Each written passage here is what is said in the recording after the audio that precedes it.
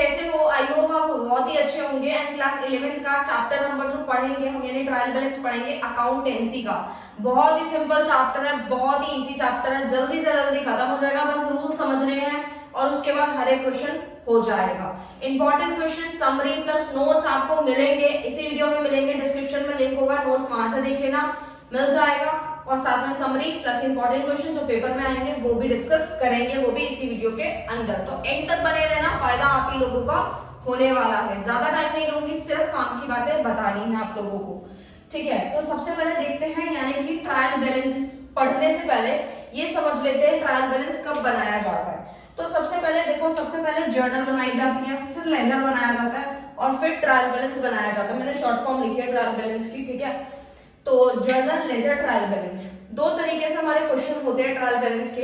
एक तो full fledge question होगा जिसके अंदर जर्नल, लेजर, ट्रायल बैलेंस वो भी मैं करवा दूंगी। बट आज जो हम पढ़ने वाले हैं वो सिर्फ और सिर्फ क्वेश्चन के अंदर देख के आपको जो है सिर्फ ट्रायल बैलेंस आपको बनाना है, ठीक है, सिर्फ ट्रायल बैलेंस। ओके, तो हम वही आज समझने जा रहे हैं। तो डिफाइन से स्टार्ट करते हैं। Statement prepare with debit credit balances, मतलब ये एक ऐसी स्टेटमेंट है जो बनाई जाती है जिसके अंदर डेबिट और क्रेडिट के बैलेंसेस देखे जाएंगे। किसके? Ledger account to the arithmetically accuracy of the books. इसका मतलब क्या होता है स्टूडेंट्स? इसका मतलब ये है कि जब भी हम अकाउंट्स बनाते हैं तो गलती हो जाती है। तो जैसे मान लीजिए ट्रायल बैलेंस जब हम बनाएंगे, जो अभी हम सीखेंगे ट्रायल बैलेंस का फॉर्मेट, अगर डेबिट और क्रेडिट बराबर आ रहा है ट्रायल बैलेंस का, तो हम समझ जाएंगे कि हमारी जर्नल में कोई भी गलती नहीं हुई, ना ही हमारी लेजर में कोई गलती हुई है। हमारा ट्रायल बैलेंस बिल्कुल बैलेंस जब सही मतलब बराबर इक्वल शो कर दे तो मतलब दोनों की एंट्री बिल्कुल सही पास हुई है हमारी। और जब आपका ट्रायल बैलेंस का बैलेंस मैच ना हो तो इसका मतलब कोई एंट्री मिस हो चुकी है या फिर कोई छोटी मोटी चीज रह गई है, वो आपके ट्रायल बैलेंस को इफेक्ट नहीं कर रही है, ठीक है। तो हम समझ चुके हैं। हम डिफाइन को भी समझ रहे थे कि एक ये ट्रायल बैलेंस एक ऐसी स्टेटमेंट होती है जिसके अंदर डेबिट और क्रेडिट के बैलेंसेस देखे जाते हैं। यानी कि पोस्टिंग कहां से होती है इसकी? लेजर अकाउंट से, यानी कि लेजर अकाउंट से ही ये लाई जाती है, ठीक है। उसके बाद जो है अर्थमेटिकली एक्यूरेसी ऑफ द बुक्स। वैसे तो मैंने इसको शॉर्ट वीडियो में भी कवर किया था, लेजर को भी, जर्नल को भी किया था और ट्रायल बैलेंस को भी किया था। बट अभी मैं फुल क्वेश्चन करा रही हूँ क्योंकि बहुत से इंपॉर्टेंट टॉपिक्स होते हैं जब आप अकाउंट्स बनाते हो, तो वो सारी चीजें शॉर्ट वीडियो में कवर नहीं हो सकती, इसीलिए मुझे लॉन्ग वीडियो बनानी है आप लोगों के लिए, ठीक है। तो समझ रहे, आगे चलते हैं फीचर्स पे। ट्रायल बैलेंस के फीचर्स क्या है? List of balances of ledger account, ठीक है, एंड कैश बुक। यानी कि जितने भी बैलेंसेस हम ट्रायल बैलेंस के अंदर लेके आते हैं वो कहां से लेकर आते हैं? या तो वो लेजर अकाउंट से आते हैं या फिर वो कैश बुक से आते हैं, ठीक है। ये इसका पहला फीचर था। फीचर नंबर 2 क्या है? Result of double entry system. यानी कि ये डबल एंट्री सिस्टम जो हम पढ़ रहे हैं, यानी कि डबल एंट्री सिस्टम का ये एक रिजल्ट है, ठीक है। क्या रिजल्ट है? जो कि हम अभी ट्रायल बैलेंस में पढ़ रहे हैं। थर्ड है helpful in preparation trading PNL balance sheet. यानी कि जो ट्रायल बैलेंस हम पढ़ रहे हैं ये हमें कहां पे मदद देगा?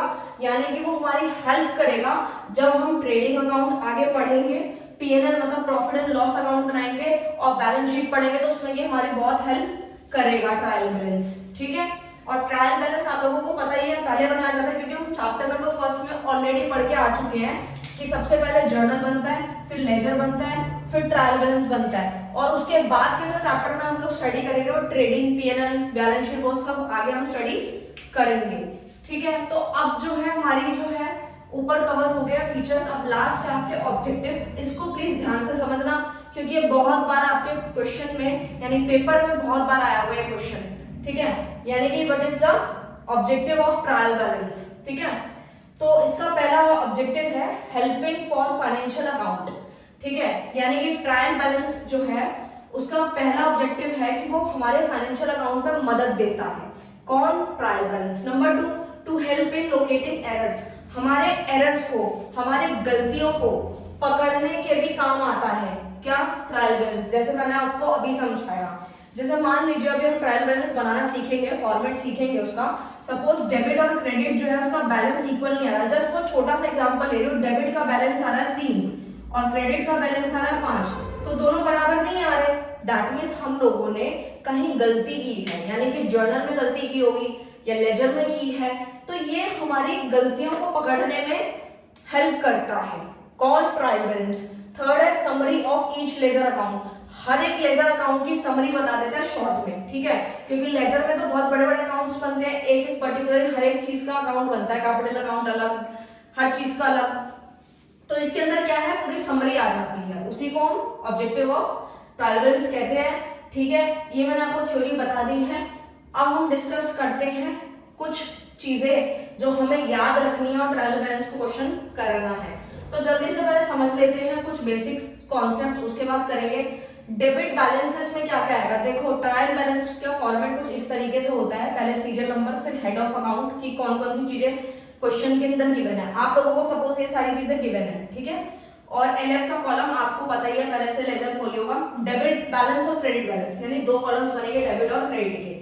अच्छा, तो ये आपको पेपर में बनाने हैं और देखना है कि कौन सी चीज डेबिट में जाएगी, कौन सी क्रेडिट में जाएगी। तो आपको बस ये रूल समझना है और फिर बहुत आसान हो जाएगा आप लोगों के लिए। तो देखो डेबिट बैलेंस में क्या क्या आएगा, assets, drawing, debtors, expense, losses, ये सारी जितनी भी चीजें होंगी आपको जब भी दिखेंगी क्वेश्चन में, तो आप उसका बैलेंस डेबिट में डाल देंगे। तो स्टूडेंट देखते हैं हम लोग, बेसिकली हमने समझ लिया अपने सारी चीजें कि कौन सी चीज डेबिट में जाएगी, कौन सी क्रेडिट में जाएगी।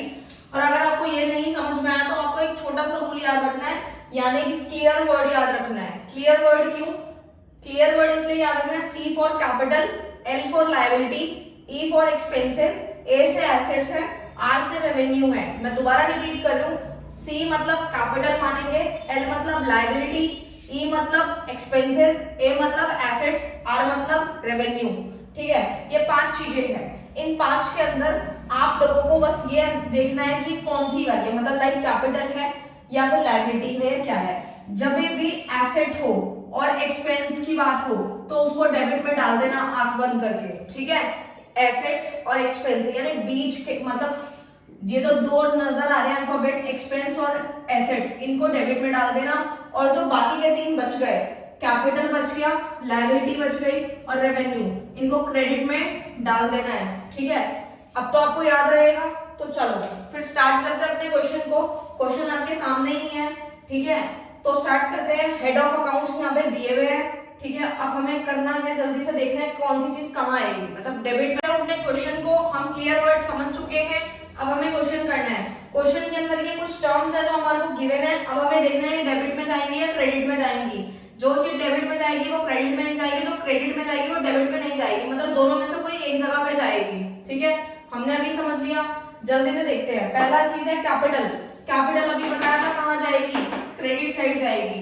डेब्टर्स, डेब्टर्स कहाँ जाएंगे, हमारे डेबिट साइड में चले जाएंगे, ठीक है। फिक्स एसेट्स, एसेट्स कहाँ जाती हैं, डेबिट में जाती है, तो 1,92,000 हमारी एसेट्स में डेबिट साइड बैलेंस आ गया। सेल्स क्या है, हमारी इनकम है, और इनकम कहाँ जाती है, क्रेडिट साइड जाती है। आपको कोई भी टर्म करने से पहले ये सोचना है कि ये कैपिटल है या लायबिलिटी है या एक्सपेंस है या एसेट है या रेवेन्यू है, उसके बाद ही डेबिट क्रेडिट कर देना है, ठीक है। फिर उसके बाद है रिटर्न आउटवर्ड। आपको ये समझाने से पहले 2 टर्म क्लियर करवाना चाहती हूँ। अगर कोई भी रिटर्न इनवर्ड दिया है, ये आप पहले सेकंड चैप्टर में पढ़ चुके हैं। रिटर्न इनवर्ड का मतलब होता है सेल रिटर्न्स भी इसको कहते हैं, और ये कहाँ जाती है, डेबिट में जाती है। और रिटर्न आउटवर्ड को हम परचेज रिटर्न कहते हैं, वो हमारी क्रेडिट साइड जाती है। तो हम देखते हैं रिटर्न आउटवर्ड है, रिटर्न आउटवर्ड है तो ये हमारी कहाँ चला जाएगा, हमारे क्रेडिट साइड चला जाएगा, जो कि 1000 चला गया। फिर है बिल्स पेबल।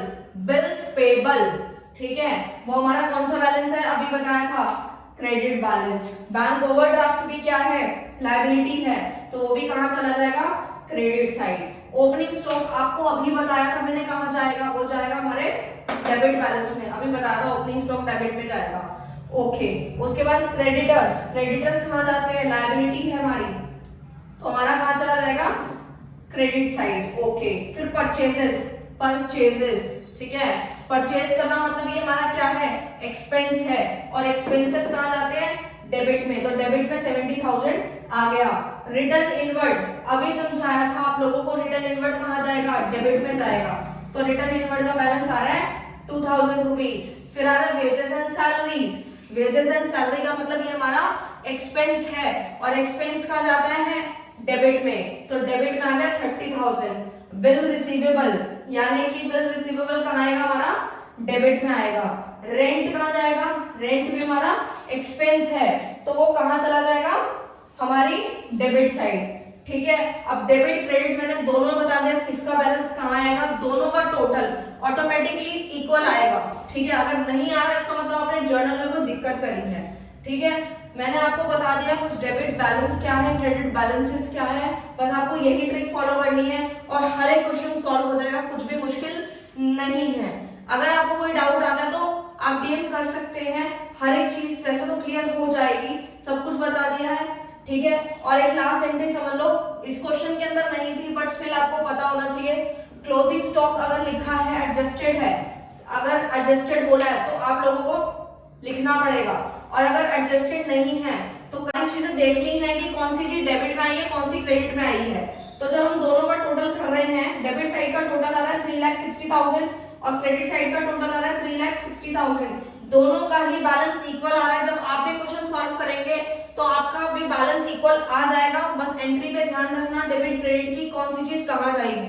वैसे नोट्स में ऑलरेडी सब कुछ लिखा हुआ है, बट मैं टेलीग्राम पे आप लोगों के मेरे नोट्स का जो पीडीएफ है वो भी अपलोड कर दूंगी, तो वहां से आपको हर एक टर्म क्लियर हो जाएगी और सारी चीजें उसके अंदर लिखी है, कहाँ डेबिट करना है, कहाँ क्रेडिट करना है, हर चीज आप लोगों को वैसे रूल्स के साथ भी समझा दी है। Thank you so much.